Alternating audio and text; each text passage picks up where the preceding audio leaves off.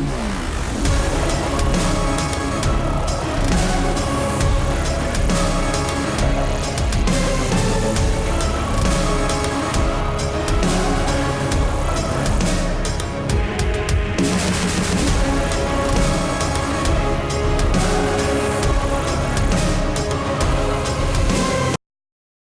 and gentlemen, we are back for another episode of the King's Court, doing things a little bit different this time. First of all, I'm poolside. Yes, he is. Anyway, I got my co-host as usual, Mandus, but I got a special guest starting the show off, which we've never done before, and that is Aunt Gilkes, fresh off of a win at the Miami Muscle Beach contest. Nice. Aunt, Yep. what up? What's up, guys? How you doing, man? Good. Fresh back home in New York, working, back to the grind, taking it one day at a time. So, I was there with you in Miami. I think it was first, I checked in the hotel. You was already there. I hit you up or whatever, came to the room. We talked about what we talked about. We worked out. You see me shoot that J. You know what I'm saying? Yeah. Whatever, Listen, had a good time. when I'm off prep, I need that one-on-one again because you was hitting that jump on that. Please. But lie. But we had fun. So just tell us about your whole experience, from your view, from the beginning of Miami to the end, with you winning. From the beginning of Miami, coming inside, settling in. Some people said, I was a little bit favored in coming to the show, but I never, thought that, I don't discredit none of the athletes or anything. So I always think that I need to work my hardest and things like that. But I had just checked in that Thursday and seen a DM from you and was like, where you at? I'm like, I'm in my room. And he was like, all right, what room? I said, 214. It was like so unreal to have George about to come kick it with me. So it's like watching this, almost thinking about this a year ago, it's like, oh my God, this is really happening. And then when you came through, it was all love, all support. And I'm like, wow, how can I lose? I got George right here. You know what I mean? I got somebody who's the best right here, giving me the best, what we talked about and things like that. So it started to make me feel more comfortable and more just ready to rock. All right, so, having that confidence, how did that translate to you when you went out on stage? Oh, definitely head up. And, when you told me to do certain things and certain changes and certain adjustments, when I hit it and looked in the crowd and seen your facial expression, I was like, okay, I'm doing something right. You know what I mean? And this is it. This is me finding myself, not, I know the posing, people say, oh, don't do this pose because somebody else mastered it and things like that, because you battle with trying to outpose them, not showing your better physique. True. So when I did my pose and the things we went over and you helped me with, it felt so me. You know what I mean? And that was what was great about it. It's part of what we talked about in the past, that all the top guys have their own signature pose, and although you're not there yet, you sure are making a name for yourself in the league really quickly. Walk us through, where'd you get your pro card again? Chicago Junior Nationals 2018. 2018. So I was there. We're just talking last year. Mm-hmm. We're just talking last year, and for a guy to rise to the level of success that you are this fast, what do you attribute that to? Oh, definitely, like Drake says, God's plans. Certain tools was put in front of me for me to be successful. Like when I got my pro card, I was getting off stage, like I told you in the interview, and when I met you in PR, that George was right there, was like, bro, you look good. Are you gonna fight for this overall? I'm like, no, I won my pro card already. He said, bro, go up there and put on a show, and I bet you come out with it. And I came off the after getting the overall, he was like, "What the F I told you? What I told you?" And steps like that, going back to Ciroc giving me my trophy, me being a fan of Ciroc and his physique, pushing as hard as he does and things like that. And just every little step played a part. Me kicking it with going to the Arnold and experiencing that, and just little experiences just helped me with the tools of my success.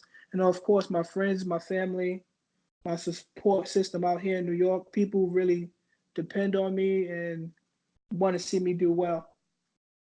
You know, it's interesting because when you and I had a chance to talk in Puerto Rico a few weeks ago, you know, you were on the rise, but you remember I told you specifically there was a pool party. Tim Gardner Productions always does something special. So we were in Puerto Rico and there's a pool party, and I saw you wearing George's hat, and that's what prompted me.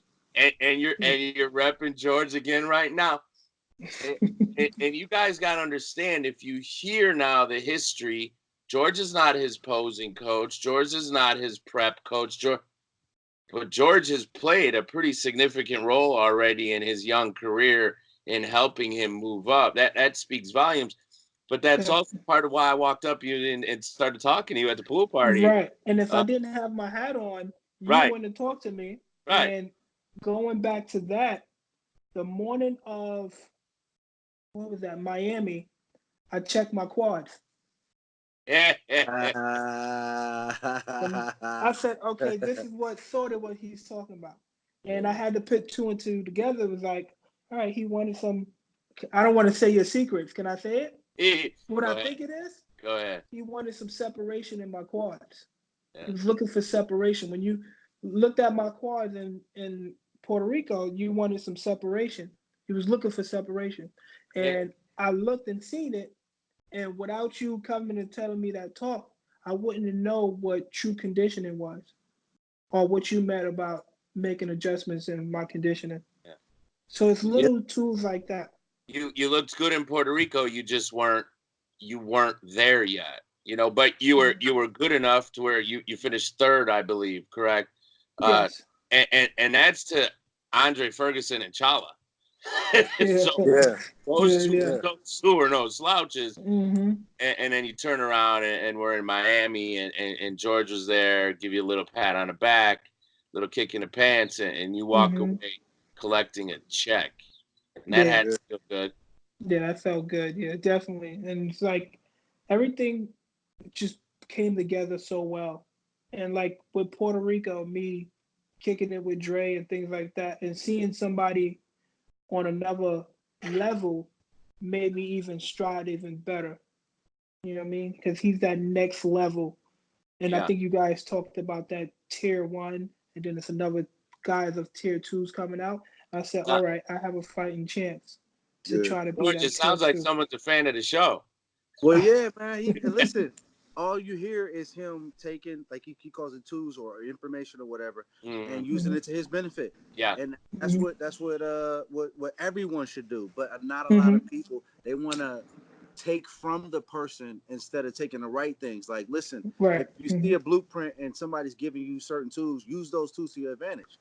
You know, but it's the application of it that separates people, because it's right there. You know, we get the same information, but some people just take it and use it to their advantage. You know, one of the first topics, you know, I want to discuss with you, which we've never done before, is like loyalty versus a career move. You know, and like just from our history or whatever. Like, dude, if y'all don't know, Ants bought I think everything I've ever put out, you know, for purchase or whatever. He's always supported or whatever. Like you said at the Arnold, we take pics or whatever. You talk about Chula, you know, you talk about Andre. He has no problem acknowledging the people that's helped him to get where he is. You know, that staying loyal to that, or you know, versus a career move, something that I had to do, which is not easy. You know, I was loyal to my camp, Mike Davies. But I had to make a career move that I felt at the time to roll with Mandus. You know, what's your take on that? Being loyal is a big part for me, because if I'm unloyal or I can't be loyal, I can't be motivated by the people who I'm around. So it plays a big part with being loyal with your own camp, but also with the people who know me, know that I'm open to all support. So if my coach see me talking to Mandus, he won't be offended by it. He wants Mandus feedback and he wants to see what Mandus has to say. Or if I'm competing with Andre and Andre gives me some tips and he wants to know what these people have to say, because at the end of the day, it's only going to make me better if I can take the criticism and fly with it where I need to go. Mandus. I think it's very interesting, and I think this is a topic that we're gonna see a lot of guys go one way or the other more and more now in this division more than ever. You can see a lot of guys that have great genetics, and if they have an athletic background or a military background, and so they've been training, and Ant is a perfect example. He's 31, so he's not a 22, 23-year-old kid. His body is well developed already. So you get with a coach who's in your camp, you're in an area, you guys do well. There's going to be a place and a time for a lot of guys like him, like Chiron, like Kamani. We can even talk about Chirac Shabazz from 2016, I believe. He won the overall at Junior Nationals. When guys come in with a lot of talent and a lot of potential early, if they're with a coach who doesn't understand the league, doesn't understand the system, doesn't understand the point system, doesn't understand the traveling, doesn't understand the West Coast from the East Coast, from the Midwest to the Southern regions, guys are going to have to start making a decision of loyalty to who got them there. And when you look at who got them there, how much of it was that person and how much was it really them already because of their genetics and how developed their physique was, versus hitting up a coach like Ryan Benton, Team Zero Gravity, Omar Ventura, Underground Athletes, Ryan Hinton, they're Matt Jansen, guys who are established and are professional coaches. And when I say professional coaches, I know it's a generic term. All I mean is that they understand the system. They understand the league. They understand different judging panels and things of that nature. Some of these guys, instead of wasting 2 years figuring everything out with their coach and themselves, because they're both brand new to everything, you're going to get some of these guys that are going to go to an Omar Ventura and say, hey, man, I just won the overall at Nationals. I think I got a great physique. I think I can make a lot of noise in my first 2 years. I love my coach, but you know the game, Omar. I want you to coach me. I want to be the next Andre Ferguson, Raymond Edmonds. I'm jumping ship. I hope my coach doesn't feel bad, and you got to know every post I post, I'm going to talk about him. He got me started. He got me here, but you're the guy who can get me to that next level now. I don't have 2 or 3 years to waste with me and my coach figuring this thing out. I could be winning shows now. I could be cashing checks now. I don't have the money to do this without rewards. It's going to be tough. Loyalty, but what are you loyal to? How long have they been with you? How much did they play a role in you getting that pro card or doing well compared to a career move? And that's something each man's going to have to answer for themselves. Nobody can say there's a right or wrong answer there. Each person has to figure it out. Yeah, definitely. I definitely had to figure it out, and it's sometimes change is good, and a lot of times it's like, just because you in that chapter, there's another chapter, so yeah. It's always been like that. Like, this might be terrible, but like sports, you got the number 8 Kobe, then you got the number 24. You got the number 23 LeBron, then you got number 6. You know what I mean? So it's just, it doesn't mean that it you know, doesn't benefit you, or you're not. It's not about loyalty. I think it's just about doing what you think is best for you at that time. You know, just like you said, that's only it's on the person. You know, and each person deals with it differently. You know, because it's a hard thing to juggle. It's like, you know, you like that person got you there, and not even to say that it's all genetics. Like, because I feel like my physique was brought along, you know, with Mike. You know, but I just think that where the league is going, and you know, the way my life is set, everything, that the perfect move for me. You know, at that time. You know, so I think you know, it's a great topic. I'm glad I think you really hit it on the head, Mandus. You know, and that's that. So, so Ed, which I know you got Olympia up next. What you gonna do? I'm praying that I can get there. The way these point systems is going. How many points you got, Ant? Yeah, I think you're qualified, man. Yeah, I have 19. Huh? Yeah, I have 19. 19. 19. He should be good. Yeah, I think he should be good.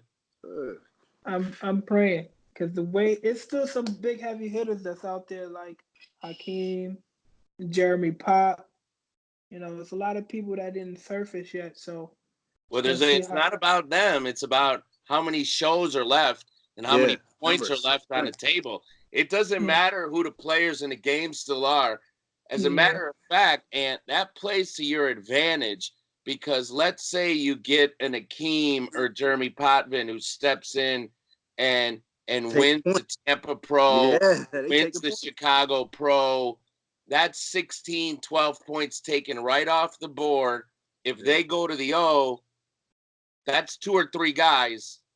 That's a lot better than 5 or 6 guys all gaining points on you. I get you. Yeah.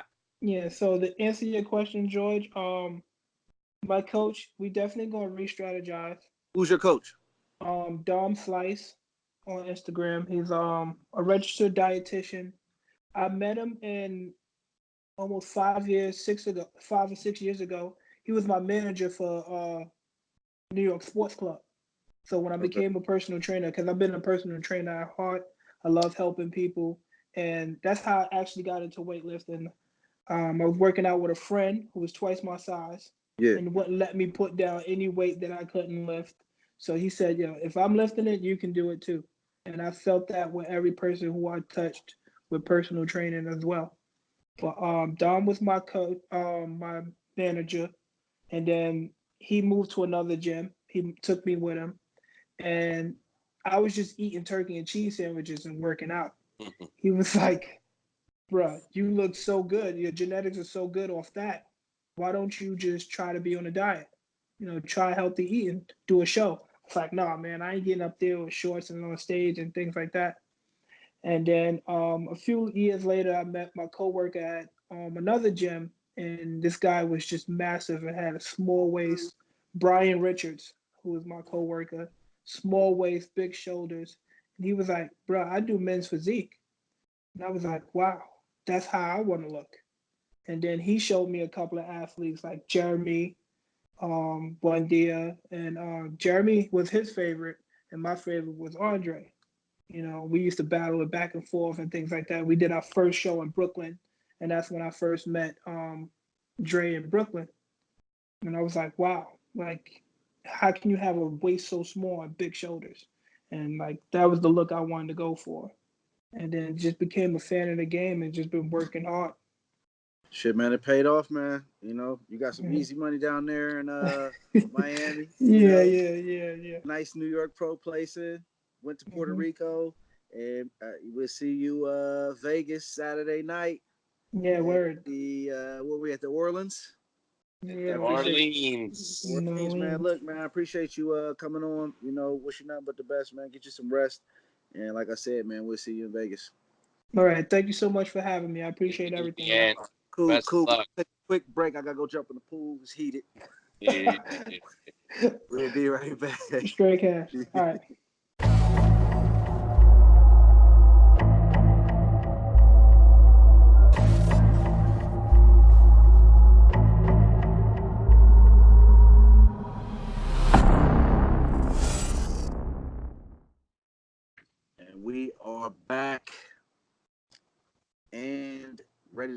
with a quick recap of what's been going on. I believe it was the Spectrum Fitness Production in NorCal.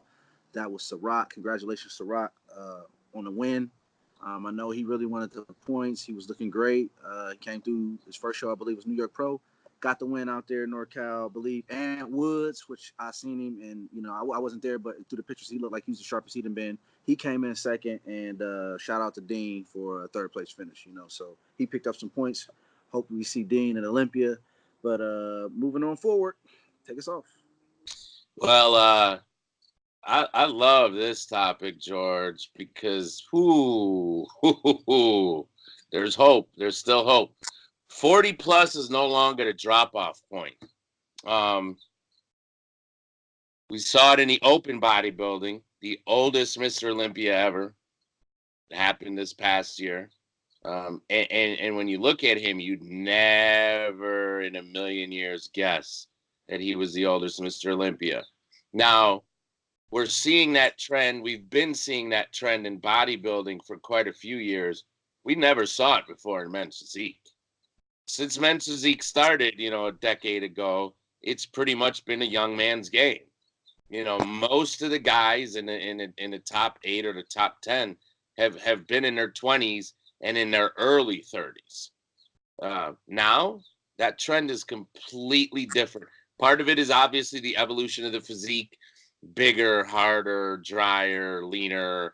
But it's also more genetic freaks are competing than ever. And guys, it's a compliment. I'm not calling you a freak, and it's a compliment. Take it easy. More genetic freaks are coming out to compete. More people are have coaches and are aware of self-care. And so you've got people that are progressing in their late 30s and their 40s and early 40s and mid 40s. There's some guys that are pushing 50 that, unless I told you, if you just looked at their physique, you would never in a million years guess that they're north of 45. So I think you're going to see more and more of this. Guys that are 37, 38, 39, 40, as high as 43, 44, 45 maybe, placing in the top 5 at all these shows. And I think you're going to see a lot of them in the top 10 and top 15 in the Olympia the next few years. Their physiques are more developed. They're more polished. They're more savvy. They've got more dense, hard muscle. I love it. I love it. It's to me, it's just like you said, it's the evolution. If you look at open bodybuilding and, you look at when a amateur bodybuilder gets their pro card, it takes 10 plus years now before they hit the pinnacle of their career, and then that's just the start. So it's the same thing. I think that it's evolving to with men's physique. When it first came out, it was just the look of those guys, and those guys were right there, so as it continues to evolve and, the envelope gets pushed on conditioning and posing and all of that, it's going to push out to when you're peaked out as a man. Right. And I think that's the 35 to 40 area, and depending on how you say it, self-care, how you, use that to your advantage, you could push up into your early 40s or whatever, it just depends, like you said, Sean is, plus 40, and you can't tell, so right. I think it's just that, man. Well, let's look at the top. If we wanted to say roughly 7 or 8 guys in the men's physique division right now, aren't they almost all north of 30? And yeah, I believe so. Is, you are, Andre Ferguson is, Raymond Edmonds is. I know Logan's young. Logan's now in classic though. Oh, true. Yeah. Right. Ryan Terry. Yeah. So you've got Chiron and Akeem, and I'm not sure exactly how old Chiron and Akeem are. Yeah. Akeem's 60. Yeah. But Akeem's not 23. That's for sure. Yeah, true. Yeah. So I think that's what we're looking at now. It's a more mature physique. It's not only the genetic makeup anymore. You've got to have that mature muscle in order to achieve that look and to be a top 7, top 8, top 9 guy in the world. Yeah, So yeah. talking about Akeem. I was about to say, speaking about Akeem, man, what he doing? Ooh, so he's gearing up here. You're Okay. about to see the move. Okay. And he's got 2 or 3 shows planned if things go as he expects. And I think you heard Ant before the break. People are nervous about Akeem. He had a great year last year, so he's in other competitors' heads. Oh my God, Akeem's about to show up, and right so. I mean, he's got a great physique. He's a guy who might only have to do 2 shows and qualify. So otherwise, he'll probably do 3. So, are we seeing a strategic move? Like, well, let all the dust settle, or no, it definitely wasn't that. It was most people don't know. Akeem moved across the country, so he lived in New York, and now he's out in Cali. He's out in Long Beach. And you move across the country is a big move. You start a new job. You can't do anything in your first 90 days. You're settling in a new environment, totally different styles of living. Yeah. I think it speaks volumes of a guy to move across the country and still compete in the same year. It'll be interesting to see, does it take a show to dust the polish, the cobwebs off, or is he just gonna come out blazing? I think he's got confidence. That's for sure, man. I mess with him all the time, and he ain't short of his confidence, So I mean, I think that I think he's gonna be ready, because he always shows his videos. He'll show you exactly what he does. He's hollering. The energy's always there, So from what I can see right now, he's shaping out, and he's gonna be right back in the mix. He's a pedigree guy. I know he's only been around 1 year, but he's one of the guys who burst onto the scene and established himself and did it over and over and over. We with some very documented. He did too many shows. He knows he did too many shows, but it also showed that he was no joke, and he absolutely belonged in that top 10 conversation, no matter whether he's around or not. So I think he's going to come out guns blazing. I think it'll be interesting to see what he looks like come Olympia time, because he'll have a few shows under his belt and he'll be settled in now for several months with the big move. So that'll be interesting. True, man. And, moving on with that, speaking of his move, that's a wicked balance. Let's talk about balance right now, because people underestimate that. Like, from having to live life and still compete, where is his balance at? So, you got to tip your hat to him to be able to balance regular life and still, a big move and, starting a new job or whatever, and still keeping your head. How I had to learn my balance, because you can get locked in and then, you're missing out on regular life, So when I'm in prep mode, I understand I'm blessed enough to have people around me to understand that, what I'm doing or whatever. But when I'm not, I just like, I'm actually living life. I've learned to eat better, like in my off season towards my goals or whatever. But as far as like living life, I'm living, because I can't just stay locked and loaded in, because I'll burn out from that. At some point, you're going to burn out, So you got to kind of reset. Just go live life for a little bit, enjoy yourself, enjoy your time off, but keep your goal in mind, Yeah, George, balance. Who? You name me somebody who's great at anything that knows what balance is. Balance is a relative word.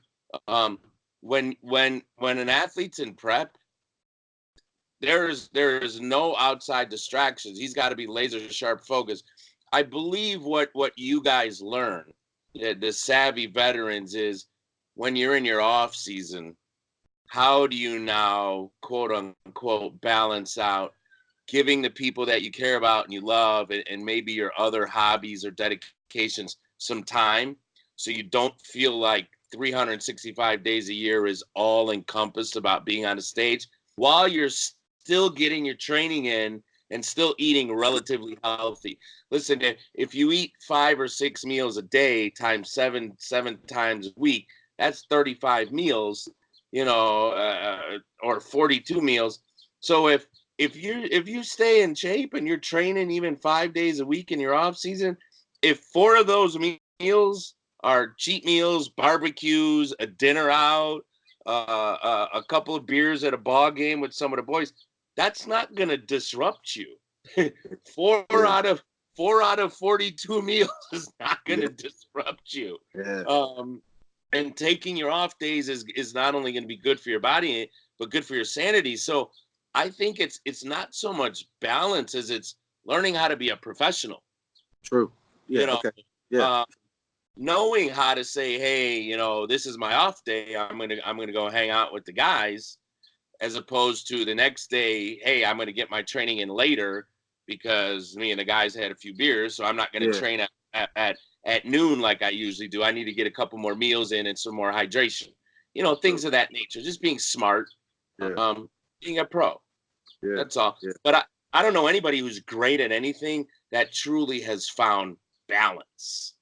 You're on a grind and thinking about what you need to be doing almost all the time, more so than any other sport. Yeah, you are what you eat, what you train. True, and nobody can get the benefit of it but you. And right. Truly, what you get out, what you put in. Yeah, 100%. 100%. All right, cool, man. I'm going to take another short break, and then we're going to be back with our other guest, Corey Morris. You got a lot of bills to pay. Hey, man, you're poolside. You got a lot of bills to pay. Yes, sir. We'll be right back. I'd like to have a pool in the yard. Man.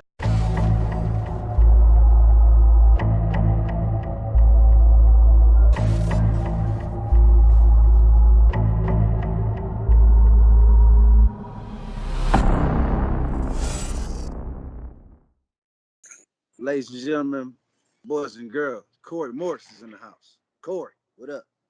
What's going on, man? What's going on, George? Hey, man.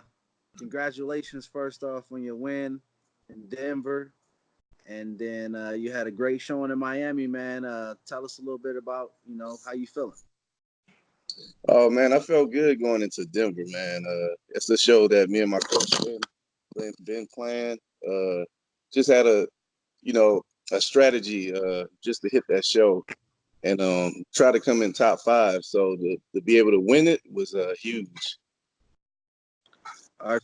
So tell us a little bit about yourself, man. Where'd you go pro? I know where you went. Oh, yeah. Went to Junior USA, man. Took the overall 2018. That was a great show, man. Had fun.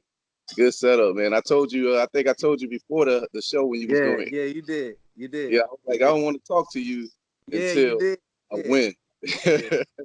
So, I held that word. So, man, that was big time for me. All right, so short amount of... Go ahead, man. That's another young up and coming guy who just turned pro last year and is already making noise on the stages. Corey, we had Anton earlier, the same show, and he got his card the very next national show, Junior Nationals. You can see that there's still some gaps in the physique. There's still some growing to be done in certain places, but your structure and your overall physique is fantastic. What allowed you, though, to be able to come into a show like that and have such confidence and think that you could walk in and do well and beat a guy who's been around for a few years and was a 2-time champion of that show? Y'all had to be thinking, oh man, how are we gonna beat this guy? I guess just how you said, I got some confidence, a confidence boost from let's say I did Sacramento.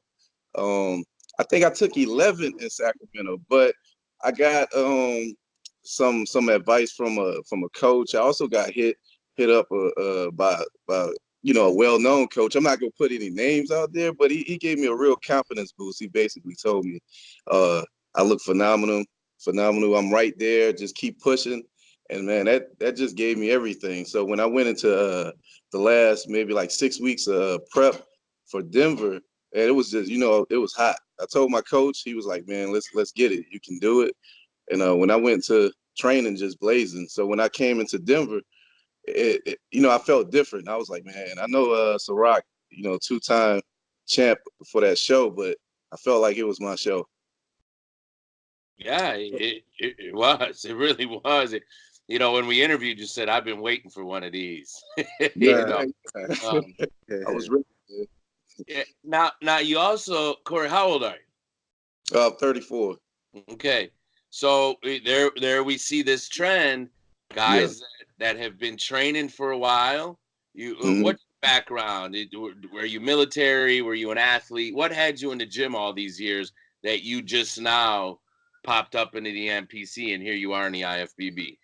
Oh, well, I played high school ball, I played college ball. I went to LSU. So basically I stayed in the gym. So after school Football or whatever. or basketball? Football. Okay. Right. Yeah. What position did you play? I played wide receiver. Yeah, I was receiver. So I played, and I ran track also, collegiate athlete, ran track. So, sports was in my background, weightlifting, pretty much in my background, especially I started in high school weightlifting. So I had I always loved lifting weights. I think I got hit in high school. I got hit by a linebacker so hard. It was basically, I got up, I was like, I think I need to get in the weight room. So Okay. at that point, You were hit by a guy like George. Yeah, I got hit. I thought I got hit, ran into a truck or something, man. Helmet all whopped. Man, it just clicked in my head like, you need to get in the weight room. So ever since, I've been in the weight room training. So, they didn't have, of course, social media back then, early 2000s, early 90s, 2000s. I was actually in the gym looking at fitness magazines, Flex Lewis and all of them. And, just taking pointers out of magazines, lifting weights, didn't know what I was really doing, but I was still hitting weights. So I think from that time on, and then when Men's Physique came into, the picture, I was like, man, I think I can do this. So that's a little bit of the history on me lifting. All right, going from that to doing shows and to getting a pro win, and doing well with a future. What's the best piece of advice that you could give to someone who's just on the couch, who aspires to be, and do what you've done? Do your research. Big main thing is I see now with guys, even from the amateur side, doing these small shows, they don't have the coach. I guess a lot of people figure like, oh, I can just get some information myself and get up there and do it. But having a great coach was the biggest step. Who's your coach? Kelvin Williams. He IG is Building Bodies. So that's my coach that took me to that next level, got me that pro card. Because I did 2 national shows before. I did Chicago and I did Pittsburgh, and I took top 5 in those shows. But I know I needed just a little bit more coaching to get me over that hump, and that's what he did. So now I'm just to tell new guys, you definitely need that coach, that second eye, because you might think you're doing something, and then when prep, you doing prep and you weeks into prep and you thinking you're looking a certain way, but you pretty much not, and at that level you're trying to get you're trying to become a pro, take that next step. You definitely need that extra set of eyes. Corey, how many points you got right now? I think I got 9. I got 9 points. So what's next? So that put me in a hunt. I just finished talking to my coach. Hot off the press. Hot off the press. Hold on. Okay, now. Oh man, we go set up for Linda Murray, man. Go set up for Linda Murray. I might as well, let the dust settle and put it out there. So Linda Murray is the next stop. Like I said, I'm feeling good. I feel pretty hot. Coming off of even Miami. I took 5th. Feel like I probably could have slid another spot. Maybe in that top 4. That's just me personally. My competitive side, but definitely feeling good about Linda Murray and getting them points. Now, you said you got 9. Yeah. Linda Murray is a tier 4.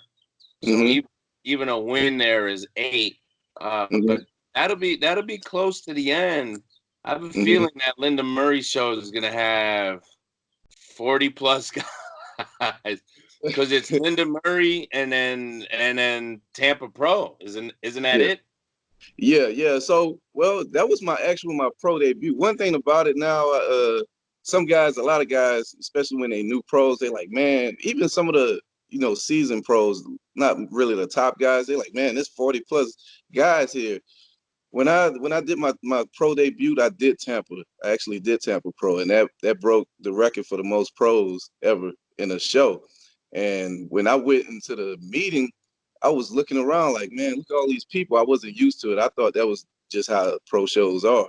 It was like, oh, we broke the record. It was in my class, I think it was maybe 40 people. So being that I'd done that, I was so glad I did a big show like that, because any show after is, I'm expecting 40 guys. That's nothing, man. That's just nothing to me. So if, Linda Murray is that stop, if I got to go to Tampa and do it again, it's nothing to me. I took top 10 at that show, at my debut. So, now they know me. So I'll take the challenge. Hey, I love the confidence, man. If you didn't have that and your energy, the way you call it, you're not stuttering up, that's how you should be. I could care less who's showing up. I know I'm gonna be there, and I know what I'm coming for. I know what I work for every day. So keep that confidence. He played SEC football, man. Yeah, hell yeah. He ain't worried about nobody anywhere. Yeah, man, I'm trying to jump in it, man. I gotta go. Every goal I set, I wrote it down. I got with my coach. Every goal that I set, just talking about for us competing, the goals, and I wrote it down. In 2017, I think, actually I started off in Muscle Mania, and I wrote goals down to say I was gonna be an IF, NPC. And I was like, I'm gonna turn pro 2017, 2018, around that way. I done it, and I was like, next step is winning a pro show. I done that. I was like, the next step I also wrote down was the be on the Olympia stage. So that's what I'm going for now. So I don't expect anything to slow down. All right, cool, man. Mandus, you got anything else? Yeah, we look forward to watching you, man. I like I said, great physique. You still got quite a few holes and gaps. So when you can fill in,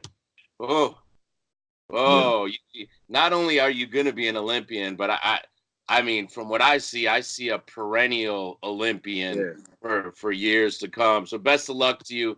Look forward to watching your career evolve here, man. Yeah, appreciate y'all both, man. Appreciate that. It means a lot, man. I'm gonna definitely put in work, continue to put in work. So I know that's the fun part, being able to progress and keep putting in work. So that's what it's gonna be. Right there, just told us you're eventually gonna be a top 10 guy. Yeah. Guys who love the stage and the lights and the camera and the action, there's not longevity there. It's the grinders and the guys who love just the work and the everyday who eventually wake up when they go, oh, I'm in the top 5. Oh, what do you know? Again and again and again. So the grind is the fun part. Yeah, the grind definitely is the fun part, man. I get my kicks off of the grind, man. That's all the fun there. The lights and stuff that just lasts for so long. True. But the training, you can train, man. That never goes nowhere. So that's what the fun part is for me. All right, man. Look, man, appreciate having you. Another great episode. We'll see you after the Linda Murray show. Myself, big time. Mandus Buckle, and the pool in the back. Oh yeah. All right, man. Appreciate it. See y'all next time. Long live the king. Long live the king.